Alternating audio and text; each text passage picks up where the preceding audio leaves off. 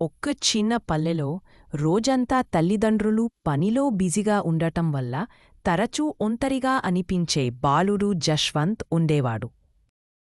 ఒక వర్షపు సాయంత్రం రోడ్డు పక్కన వణుకుతూ పడి ఉన్న బలహీనమైన గాయపడిన కుక్కపిల్లను జశ్వంత్ కనుగొన్నాడు. జశ్వంత్ ఆ కుక్కపిల్లను ఇంటికి తీసుకెళ్లి దాన్ని చూసుకున్నాడు. అతను దానికి జూలీ అనే పేరు పెట్టాడు. ఆ రోజునుంచి వారు విడదీయరాని స్నేహితులయ్యారు. ప్రతి ఉదయం జూలీ జశ్వంత్ను గేటు వరకు వెంబడించేది. ప్రతి సాయంత్రం ఆనందభరితమైన కళ్లతో అతని కోసం ఎదురుచూసేది. ఒక సంవత్సరం గాలి వరద ఊరిని ముంచెత్తింది. నీరు ఎగసిపడుతూ జశ్వంత్ ఇంట్లోనే ఇరుక్కుపోయాడు.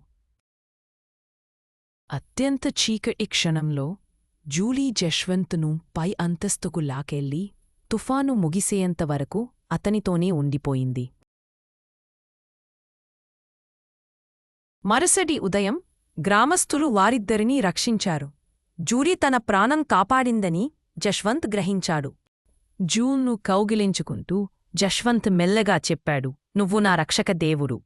ఆ రోజునుంచి జూలీ యొక్క పెంపుడు జంతువు మాత్రమే కాకుండా అతను కుటుంబమయ్యాడు.